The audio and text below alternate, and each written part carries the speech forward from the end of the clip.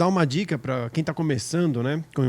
Abrir uma empresa, enfim. Cara, isso tava tão obscuro na minha cabeça no início, porque eu comecei essa caminhada sendo essa pessoa que passou por essa questão. Então, eu tinha dúvidas no momento, na época, eu tinha dificuldades, principalmente, olha que engraçado, a minha maior dificuldade era de vender. E hoje eu me tornei um consultor de vendas. Mas essa minha principal dificuldade fez eu ir tão fundo, mas tão fundo nos estudos, na prática, no teste, na validação, no ajuste, que eu falei, porra, encontrei a forma de se fazer isso de uma maneira super legal. Prática e não viajada.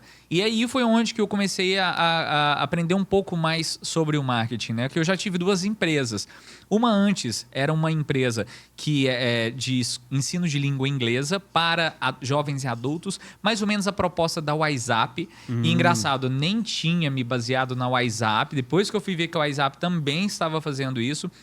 E naquele momento foi exatamente onde que eu comecei a aprender a vender, né? E aí veio a pandemia, né? Eu adaptei todo o meu negócio, os alunos passaram todos para o online, só que o nosso carro-chefe era a experiência do cliente. E para mim isso é inegociável, principalmente no presencial, porque a gente oferecia para o cliente não uma aula de inglês, mas um momento para ele sair da rotina dele, um momento para ele poder sair daquele mundo que cobrava dele demais, que fazia ele pequeno ou diminuído demais, que fazia com que ele se sentisse burro, se sentisse incapaz. Então, nesse momento, nós construímos uma metodologia para trazer esse cliente para um lugar em que, primeiro, o aprendizado, o processo de ensino-aprendizado fosse agradável, fosse inferencial. Esquece gramática, esquece tabelinha, esquece tal, vamos para a prática, vamos desenvolver aos poucos juntos, de uma maneira amigável, a língua inglesa. Então, foi o primeiro passo que eu dei, inclusive sem saber a teoria sobre isso, sobre como construir um negócio inovador. E aí, a partir disso, foi que eu comecei a juntar os pontos. No final do 2º ano de funcionamento da minha escola de idiomas, eu ganhei sei lá, como é que a gente poderia falar, um troféu da empresa mais inovadora, primeiro da minha cidade, depois da micro-região, depois da mesorregião. E aí, meio que dentro do estado de Minas Gerais, tinha 3 ou 4 que tinham ganhado do estado inteiro e eu estava entre elas. E assim, opa, peraí, aquilo acordou em mim um pensamento de, peraí, eu cheguei em algum lugar, eu consegui construir alguma coisa. E foi onde que eu coloquei tudo no papel e tentei entender de uma maneira racional o que eu tinha construído, como eu tinha construído, que bases que eu usei de uma maneira até mesmo, sabe, indireta para poder chegar nesse ponto. E foi onde que eu fui construindo essas coisas e aí uma lembrança da minha infância. Eu, durante a infância inteira, enquanto as pessoas estavam as crianças estavam assistindo TV Globinho, eu estava fazendo, sabe o quê? Assistindo Polishop. É mesmo? Não sei se você lembra, né? Daqueles Vixe, as propagandas direto do Polishop, né? Você já assistiu? Propaganda do Polishop? Ah, ia na casa... E tinha até outros canais antigamente. Não. Aquele cara da peruca lá que falava da TechPix TechPix. Então, e aí esse canal da Polishop, eu ficava vidrado o tempo inteiro. Ah, chegou o novo, não sei o que lá, Juice, Philips, Valita, não sei Os o que. 10 primeiros. Aí eu ficava olhando aquilo e falava assim, cara, que legal. São formas de comunicar, formas de convencer. E desde o início, aí depois que eu fui lembrar, o primeiro curso que eu tinha decidido fazer, quando eu estava no ensino médio, era publicidade e propaganda, mas eu acabei não fazendo. Aí eu falei, então tá ligado. Tudo está interconectado. Então foi nesse ponto que eu falei, pô, vamos estudar, vamos nos formalizar para poder entrar dentro desse mercado. E foi aí que eu comecei a ajudar outros empreendedores a fazer um pouco do que eu também tive que me virar para aprender, porque eu não tinha absolutamente ninguém para me ajudar naquela época. Não do sentido que precisava. Coach tinha demais, né? Você é capaz, você não sei o que lá, mas como, mas por quê? Então, tudo isso fez com que eu tivesse que ir atrás. E aí foi isso que, depois desse processo próprio, que eu comecei a ajudar o pessoal também nessa área, né? E, obviamente, estudar outros nichos, estudar outras áreas para poder ajudar todo mundo, né? Hoje a gente atende desde indústria até, sei lá, venda de lingerie. Online, físico, qualquer tipo de negócio. Qualquer tipo de negócio. E aquela dicasinha, né? Aquelas três, né? Não sei se você pode dar alguma dica para quem está iniciando, né? Não sei, baseado até no que você passou, né? No início. Não sei se você pode nos prestigiar com essas dicas, né? Porque eu sei que é um tesouro ali, né? Mas não sei, alguma dica pelo menos para o cara se estruturar, para ter uma base, né? Cara, se eu Pelo menos pudesse no início. falar uma dica, Sim. na verdade seria um conselho. Porque Boa. eu acho que, assim, dica, a pessoa ou ela pega ou ela não pega, é opcional, Uhum. isso pode ou não pode fazer, mas um conselho que realmente pra mim é determinante pra qualquer pessoa que tá começando seu negócio, Sim. que é: não comece com a motivação do seu lado, comece com a disciplina. Porque se você começar um negócio com a motivação, daqui 2 meses você está fazendo merda no seu negócio. Você está faltando com ele, você está deixando de dar atenção. Por quê? Porque você foi com motivação, você foi com ânimo, com o estômago, com a emoção. E não com a vontade de algo de dar certo, com a determinação, com o foco, com a disciplina. Impulso, tipo, foi Por no impulso, exatamente. E o que eu vejo mais acontece são empreendedores que começam uma jornada do ato de empreender por meio de impulso, por meio de sentimentos de ai, que legal, nossa, eu vou começar esse negócio, esse negócio é meu sonho. Ou se não, nossa, eu vi, olha o que mais tem. Cara, eu vi um negócio que dá muito dinheiro. Sempre, né? Não, sempre. Sempre alguém chega com a fórmula secreta. Então, sabe? A fórmula secreta sempre chega... Eu faço consultorias também separadas, porque, obviamente, a minha empresa Colo Digital, ela desenvolve um trabalho de consultoria empresarial e marketing digital por 6 meses, 1 ano, 2 anos. Mas a gente também oferece consultorias individuais. E aí, muitas vezes, empresários e empresárias chegam em mim falando assim: nossa, Paulo, eu estava pesquisando sobre tal coisa e eu vi que fulano ganha tanto dinheiro com isso, eu vi que ciclano ganha 50 mil reais com isso, eu vi que Beltrano ganha 70 mil reais com isso. E eu olho para ele e falo: tá, e daí? E o que você tem a ver com isso? Engraçado, né? Uma super parceira, né, da CDL de Uberlândia, a Renata, ela fala muito que eu sou um consultor que direciona desanimando. Porque, cara, se a gente não direcionar no chão, colocando os pés no chão da pessoa e falar: cara, peraí, o negócio não é assim, de qualquer forma você vai crescer. Então, é necessário que nós sejamos o contraponto. E eu sou o contraponto para essas pessoas que querem crescer.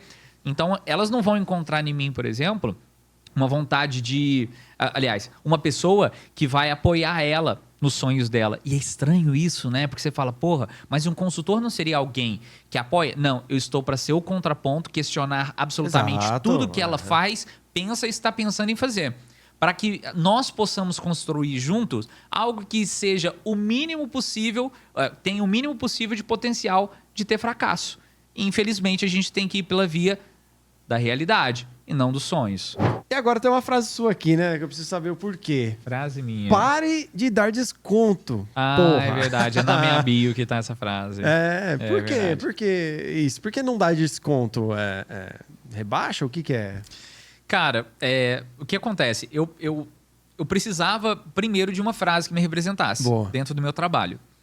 Então, eu busquei uma frase que realmente me representasse no sentido de o que eu trago de valor para os meus clientes. Porque dar desconto é uma coisa que todo mundo já faz. Então, quando eu trago essa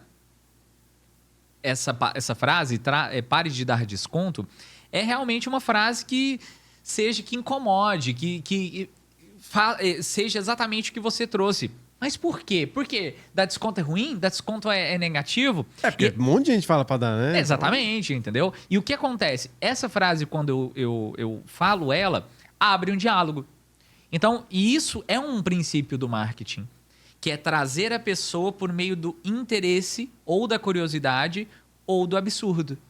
Então, essa frase minha tem um pouquinho de absurdo e tem uma pitada de interesse pela pessoa entender e decodificar melhor aquele código que ela não entendeu completamente.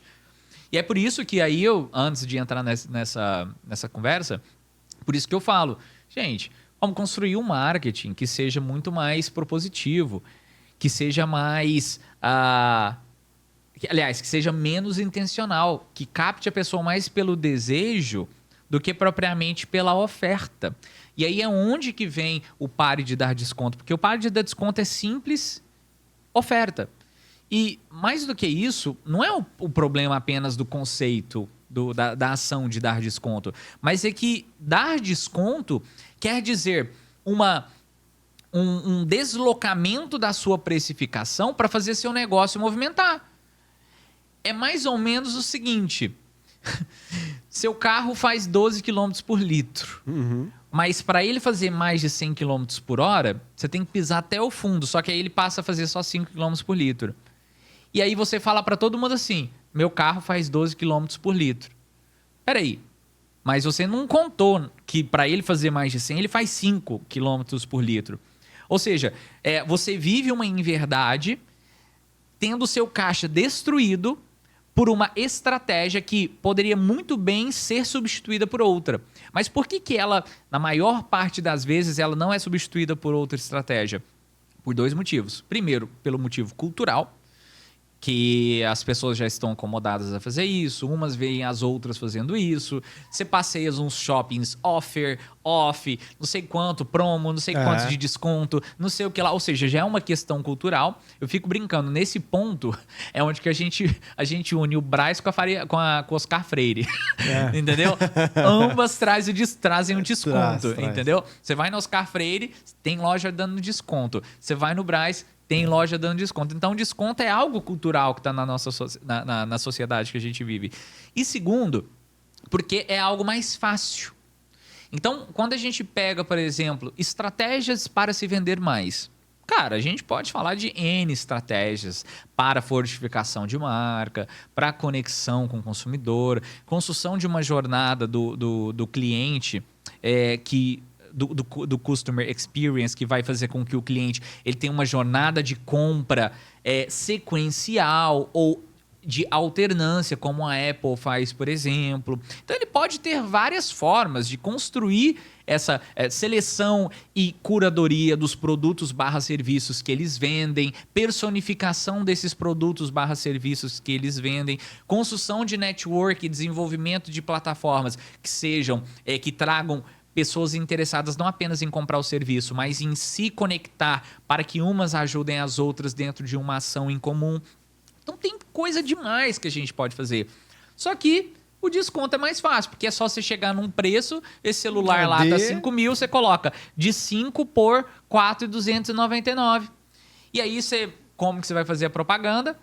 5 por 4.299. Amarelo com vermelho. Entendeu? Você não precisa... Você fazer um desconto, você não precisa nem de meia folha de um papel de pão. Então, é fácil fazer. E pela falta de conhecimento, e aí que tá. Não é que eu estou falando, então, que os empreendedores, empresárias, eles, então, só vão pelo lado fácil. Mas muito é por falta de conhecimento. E por falta de conhecimento, eles vão pelo preço. Porque por qual lado que eu vou? Cara, 90% dos lugares que eu chego, eles não possuem vendas ativas. O que são vendas ativas? Vendas que as estratégias para se vender são construídas pela própria empresa e são realizadas pela própria empresa de uma maneira ativa. Ou seja, elas vão para o front, seja com qual estratégia for, para poder vender. 90% não faz isso. Você chega, eles vendem por causa do fluxo do comércio do lugar, ou eles vendem por indicação. Aí eu pergunto, mas e estratégia? Você tem vendedor aqui? Ele fala, tem. Eu falei, quantos vendedores você tem? 4 vendedores. Chama eles, por favor. Eles chamam os vendedores para a sala que eu estou e eu pergunto, tudo bem, vocês são vendedores da empresa? Sim, somos. Quais são as estratégias de venda que vocês hoje desenvolvem para poder vender aqui os produtos/serviços do lugar? Eles falam, o cliente chega e a gente oferece e tal, mostra para ele. Eu falo, mas isso não é venda, isso é atendimento. E há uma diferença gigantesca entre venda e atendimento. Entre venda ativa e venda passiva. A venda passiva é tirar pedido. A venda passiva é atender um cara que já está intencionado para comprar. E isso não faz negócio crescer exponencialmente. O que faz o negócio crescer exponencialmente é a venda ativa. É a sua capacidade de capilarização em mercados, em nichos, em públicos que você não tinha até então, seja pela falta de um produto que você agora desenvolveu, seja pela falta de uma estratégia que agora você construiu para poder chegar nesse público. Então, pela falta disso, eles continuam nas vendas passivas, no atendimento de balcão. E aí é onde que é a minha missão, Sim. que é buscar fazer com que esses empreendedores, esses empresários e empresárias possam chegar até as pessoas, possam capilarizar as oportunidades, possam promover a marca, né? Por isso que eu falo, vamos promover mais a marca e dar menos promoção, né? Porque o pessoal hoje, né, fala muito de promoção, só que como desconto, e não promoção de marca, de elevar a marca. Quando você abaixa o preço, cara, você arrebenta todo o seu negócio. Porque, minimamente, eu acho que você já está calculando impostos, que você tem custos fixos, você tem custos variáveis, que você tem custos extras que você tem, se você tiver um empréstimo, um financiamento, alguma coisa assim, e o lucro também da sua empresa. Vamos lá, então, se você calcula isso e coloca o preço do seu produto de R$100 para sua empresa funcionar legal e dá a margem de lucro que você quer, e passa ele agora para R$70, e aí, você vai tirar de onde?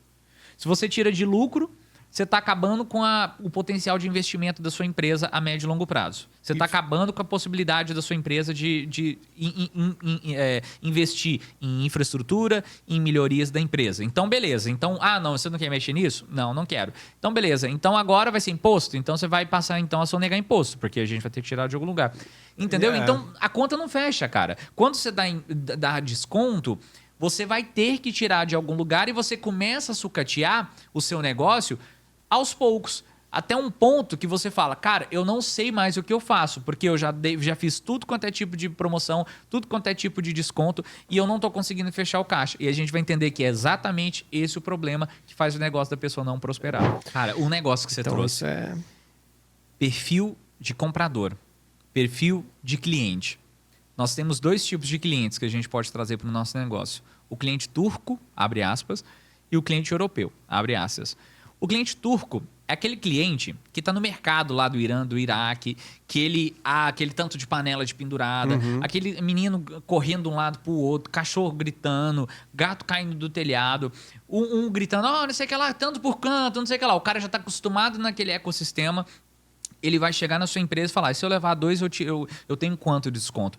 Esse comprador, esse cliente turco, abre aspas, ele vai quebrar seu negócio. Porque você vai ter que o tempo inteiro, como você disse, dar desconto por um costume que ele já carrega consigo. Ele não está preocupado com qualidade, ele não está preocupado com satisfação que ele vai ter, ele não está preocupado com essas questões, ele está preocupado apenas com preço. E a gente também tem um cliente europeu, que não está preocupado com preço. Ele está preocupado com qualidade, ele está preocupado com experiência, ele está preocupado com todo o resto. E eu te pergunto, quem que você quer atender? A maioria me fala que quer atender o mercado turco. Você sabe por quê? Porque é mais fácil. Sim. Porque o mercado turco você precisa só dar o desconto. Para o mercado europeu você precisa ter um produto bom. Um produto bom. Você precisa ter um departamento de P&D, que é de pesquisa e desenvolvimento de novos produtos e serviços. Você precisa ter um departamento de verificação de qualidade. Você precisa ter um atendimento de excelência, que o cara personalizado. Conheça o que está vendendo, né? Exatamente. E aí é mais difícil. Por isso que eu sempre vejo as pessoas indo muito mais para o mercado turco do que para o mercado europeu. Mas eu digo, o mercado turco quebra negócios. Então é aquele negócio. Vai para o lado fácil, vai acabar rápido. Vai para o lado difícil, tende a durar mais tempo. Tudo. Olha, na verdade, as pessoas elas têm muito medo do instável, né? A instabilidade assusta muitas pessoas. Só que o que eu falo? A inteligência artificial ela vem para uma nova era. Se a gente constrói uma nova era do zero, obviamente, muita coisa que está hoje vai cair. Então, tem um software que eles estão desenvolvendo, que eu acho que vai ficar pronto em mais ou menos 1 ano e meio, 2 anos, né? Caso o ChatGPT 5, 6, 7 já sejam lançados em sequência, que é um projeto que vai acabar 100% com arquitetura e engenharia. Por quê? Porque eles vão ser capazes de fazer projeto de planta, eles vão ser capazes de fazer o projeto hidráulico, o projeto elétrico, o projeto estrutural, eles vão ser capazes de fazer o design, a arquitetura, o não sei o quê, o interior. Conversar até com a esposa. Bicho. Tudo. Entendeu? Ou seja, isso para arquitetos e engenheiros é uma ideia horripilante. Por quê? Tudo cai por terra de, sei lá, quantas décadas. Mas, ao mesmo tempo, se nós começarmos a ver a inteligência artificial como uma aliada nossa, independente de qual setor nós estivermos, nós vamos perceber que ela vai ter a possibilidade de potencializar os nossos negócios. Exemplo, se uma empresa precisava, para poder entregar, vamos pegar de arquitetura e engenharia mesmo. Sim. Ela precisava de uma equipe de 70 pessoas para entregar 20 projetos até o final do ano, ela vai precisar agora de uma equipe de 15 pessoas para entregar 20 projetos no final do ano. É 10 ou 20? Eu já tô doido já. 20 projetos no final do ano. Uhum. Por quê? Porque o grosso vai ser feito pela inteligência artificial e as pessoas, elas vêm para poder dar o tchan, que sempre vai ter o a mais Sempre. do ser humano. Então, ou seja, você vai ter possibilidade de, ao invés de ter que contratar 70 pessoas, contratar 15, esses 15 receber um salário que 70 recebia. Olha os super salários que vão começar a surgir por meio da inteligência artificial. Olha que legal. Aí você fala, ai, mas a desigualdade do mundo. Porra, eu tô vendo essa história. Eu tô imaginando os caras só cortar e não dar aumento não, hein? Entendeu? Será não, mas que eles... aí que tá uma coisa. Porque essas pessoas, elas vão se tornar experts cada vez mais. E o mercado, ele não vai morrer. Então, as pessoas vão ficar cada vez mais competidas entre as empresas. E o livre mercado é livre mercado mesmo. Mas será que isso vai acontecer? Porque se o cara tem 70, aí diminuiu porque tem as inteligências artificiais, vai entrar as pessoas. Será que ele vai distribuir esse dinheiro para a pessoa ou ele vai economizar isso para a empresa? Dos 70, vão ficar 15. Esses 15 que ele vai manter são os melhores ou os piores da empresa? Provavelmente vão ser os melhores. São os melhores da empresa. Esses melhores da empresa, provavelmente sabendo lidar com esse novo mundo, eles vão ser competidos com outras empresas. A única forma de você segurar um colaborador dentro da empresa é de duas formas que sejam juntas, principalmente. Por meio de uma jornada do cliente, que ele também é cliente da sua empresa, que torne uma experiência agradável, de crescimento, e que seja bem pago. Então, por exemplo, a College Digital, quando agora começou essa questão do ChatGPT, em fevereiro, a gente reestruturou todas as nossas atividades, como ainda estamos reestruturando, como ainda a gente vai continuar reestruturando para a gente poder chegar nisso.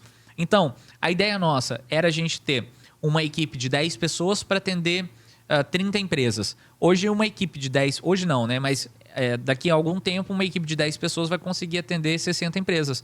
Por quê? Porque o trabalho grosso, que hoje é feito por todo mundo de uma maneira manual, ela vai ser feita muito pela inteligência artificial. A qualidade vai cair? De forma alguma. A qualidade, principalmente baseada no que a gente quiser, ela vai manter ou vai ser até melhor. Né? Então, eu vejo com muito bons olhos esse caminho da inteligência artificial, porém... Não vai fazer mágica, assim. Eles vai potencializar. Não vai fazer mágica, né? Entendeu? Agora, você sabe o que eu acho mais engraçado, pessoal?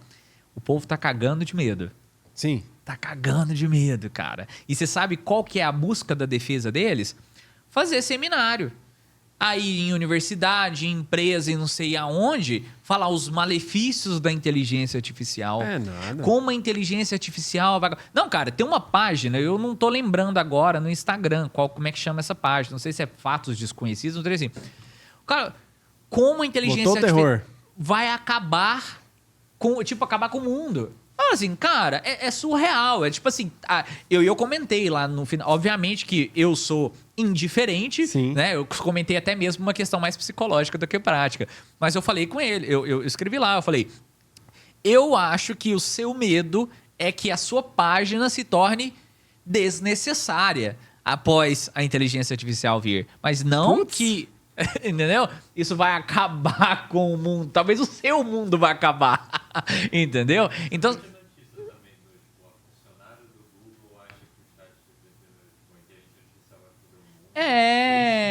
que sempre tem. Mas você sabe o que é Todo isso? mundo quer ganhar hype com hype, né? Mas é porque são trilhões de reais, de dólares envolvidos, entendeu? Por que o Elon Musk fez uma carta junto com o CEO da Apple, com mais não sei o quem, pedindo 6 meses para parar o ChatGPT? Porque eles estão perdendo a corrida, meu amigo. Se eles estivessem ganhando a corrida, eles nunca fariam uma carta para poder a inteligência artificial ser pausada durante 6 meses para poder discutir sobre regra. Meu, e é louco como as coisas do nada, né? Eu tô lá em casa, daqui a pouco, surge o ChatGPT, né, mano? Tipo, os caras são foda, né, mano? Exatamente. Do nada surgem as coisas assim. Bitcoin surgiu aí, ó. Quando começou com aquela conversaiada fiada, tô nem aí se você ganhou, se vocês ganharam dinheiro com isso, viu? Mas quando começou aquela conversaiada fiada de NFT, eu falei, cara, não, isso é uma pirâmide pior que o do Avestruz Master. Não sei se você lembra do sabe? É uma coisa, tipo assim, que não se sustenta. NFT. Baseado em quê? Mas com qual valuation? Sabe? Mas por quê? Entendeu? Sabe? Não, NFT porque vai custar milhões. Eu falei, cara, isso aqui não se sustenta no mercado. Porque você não tem uma base econômica. Não, mas vai ser a nova obra de arte do mercado. Não vai. O mundo digital, ele tem uma premissa diferente do mundo físico e principalmente do mundo histórico. Um quadro da Mona Lisa, ele pode pegar dentro de um gráfico gigante, ele vai se valorizar aos poucos, é tipo ouro. Mas o NFT, ele vai, bateu, 100 vezes o preço do quadro da Mona Lisa, mas vai e bate no teto, no chão do mesmo jeito. Porque um NFT, ele não se sustenta, porque ele é tão volátil, não só no sentido dele próprio, do conceito dele próprio, mas também da sua produção. Então o NFT amanhã ele pode desbancar o anterior, que o depois de amanhã pode desbancar o de hoje. Eu já vi até um site que os caras compram pedaço de terra, tipo, tem um mundo inteiro lá, você compra um pedacinho de terreno virtual, mas você não faz viu nada que agora eles pausaram tudo isso, né? Ou seja, quando a tecnologia ela não está a favor, ela não está a serviço do mercado, há um boom de pessoas animadas sobre o tema, há um boom de investimento, de tal. Só que quando elas percebem que não há ainda uma ponte entre isso e a realidade, vai lá no chão. Metaverso, todo mundo colocou na geladeira agora os projetos de metaverso. Por quê? Porque eles não encontraram viabilidade de aplicação no mundo real. E veio a inteligência artificial, que está muito mais perto ali, que é mais... né? A galera fica mais... agora já era, né, cara? Encantada, né? Mata todas as dúvidas, curiosidade. Quantos negócios o NFT levantou? Mínimos. Quantos negócios o metaverso levantou? Mínimos. Quantos negócios a inteligência artificial, o ChatGPT levantou? Centenas. Milhares. Milhares. E inclusive a Microsoft também está se mexendo e está colocando inteligência artificial, por exemplo, no Office 365.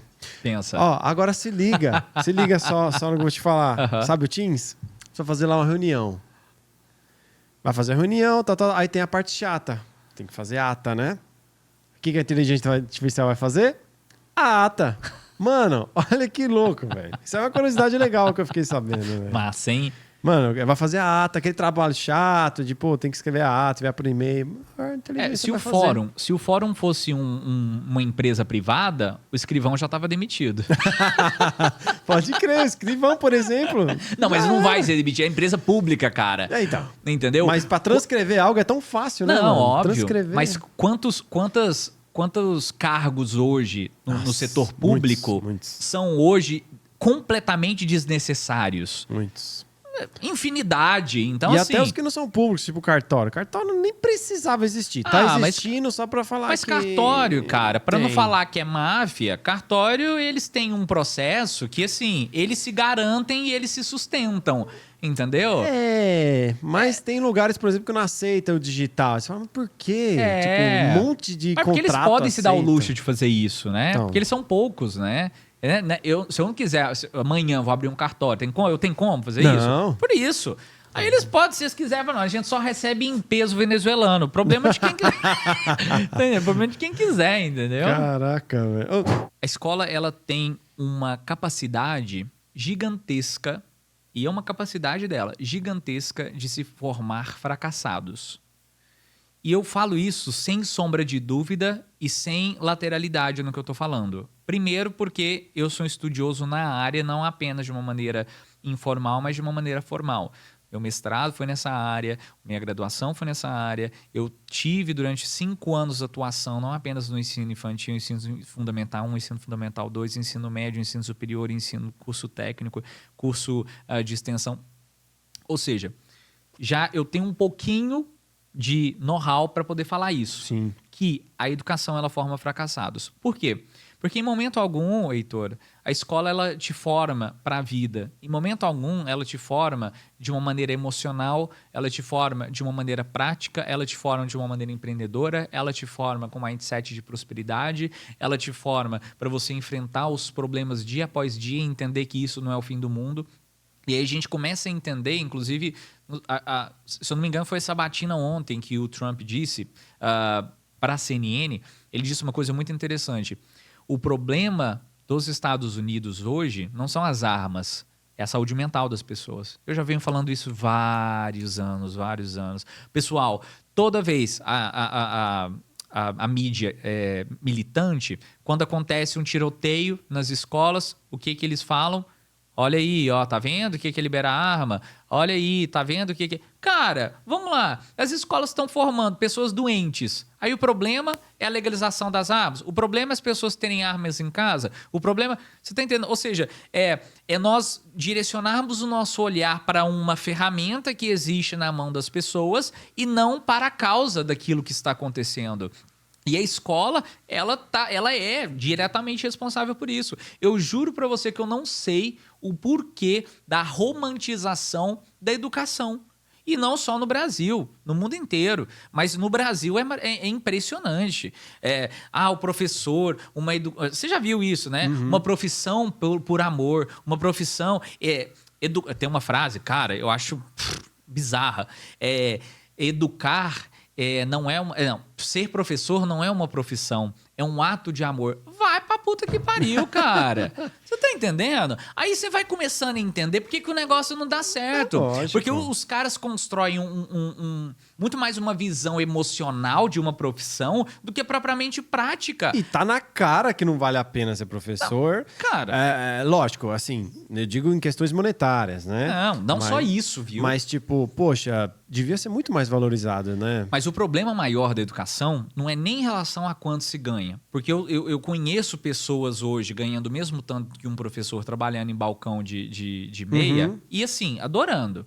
Vendendo meia, né? Um balcão vendendo meia. E adorando. Trabalhando, por exemplo, atendendo num call center. Obviamente não adorando. Mas assim, muito melhor que um professor. Mas eu digo... O processo que o professor passa é um negócio muito burocrático para ele chegar naquele valor, né? Aí que tá. E novamente eu falo, não é culpa do professor o que está acontecendo. Não. Mas ao mesmo tempo, se a pessoa ela se disponibiliza e insiste em estar lá, sabendo do sistema ferrado e destruído que está, obviamente ela é parte do sistema que é culpado. Sim. Então o que acontece? Obviamente, foi o que aconteceu comigo. Muitas coisas, várias coisas. Eu olhava e falava assim, cara, temos que mudar. Cara, tem que fazer diferente. Cara, vamos fazer uma coisa legal. Cara, vamos dizer que lá. Aí sabe o que eu recebo em troca? Eu recebo em troca boicote de colega de profissão. Eu recebo em troca um cara que era um professor na época junto comigo, falando que enquanto eu tava você vê, em casa... diagnosticado não, afastado por um laudo médico, por estar supostamente com uma síndrome de burnout, que é já hoje, que é muito discutida, mas na época não era nem tanto. Uhum. Professor espalhando lá nas escolas todas que eu dava aula que eu tava pro Rock in Rio. Aí você começa a entender que o problema da educação é um problema de mau caratismo, de gente mal preparada, e, ao mesmo tempo, um problema de... Aí você fala, o problema é o salário do professor. Que nada! Você pode triplicar o salário dos professores, que daqui 2 anos vai estar a mesma coisa. Porque o problema, como te disse, não é apenas o salário, mas é a proposta de educação. Por isso que eu vejo que a única saída da educação brasileira, eu falo da brasileira que é o que eu conheço mais... É você pegar tudo com martelinho, igual o Nietzsche fazia, né? Obviamente de uma maneira abstrata, figurativa, Mas você quebrar tudo, é não deixar nada. Porque enquanto a gente não fizer a reforma do ensino médio... Cara, eu olhei aquilo lá, é ridículo. Políticos que não faz ideia nem se o filho, sabe? Nem se o filho cursou ensino médio ou não.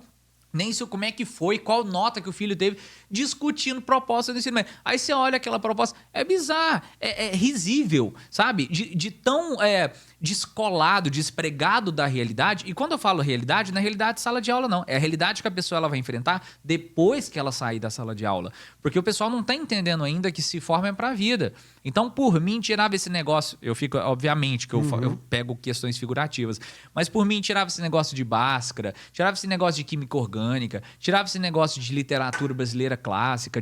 Aí você fala, ai, mas as pessoas não vão... Não, cara, a gente não tá falando para fazer um index igual da Idade Média de livros proibidos para se ler. Não, mas é que num grau de prioridades dentro do sistema educacional, e isso tá em 189º lugar.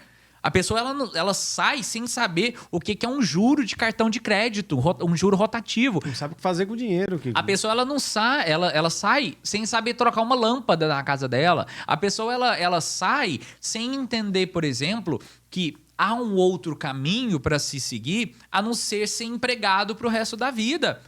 Ou ser empregado, mas buscar construir uma carreira e depois, por exemplo, buscar uma sociedade. Coisas elementares que, por exemplo, na sociedade americana a gente tem. Sim. Aí você vai me falar Venda de garagem. Exatamente. Tudo isso aí, entendeu? querendo ou não, ajuda na... Com certeza. Aí você olha aqui, não. Aí o Estado não. Criança não pode trabalhar porque trabalhar é exploração infantil.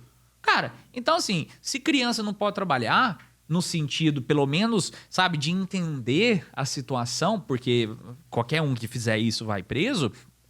Então a gente está formando para quê mesmo? Né? Porque antigamente formava para as indústrias, né? Inclusive eu acho ridículo ainda as escolas em 2023 ter turmas divididas em séries, uma sirene tocando igual em fábrica tocava, dividindo 50 minutos. Escola parecendo uma prisão. Escola, parecendo não, idêntica. Inclusive eu fiz uma sequência de stories mostrando isso. Sim. Colocando uma foto de uma escola e uma foto da prisão. Os pátios de entre aspas, intervalo de uma prisão de uma escola são idênticos. Geralmente os pátios são mesas de concreto, são pátios todos cimentados, são lugares em volta com... Sabe? É horripilante. Por isso que, infelizmente, eu te falo, a educação brasileira não tem conserto. A única solução da educação brasileira é construí-la do zero.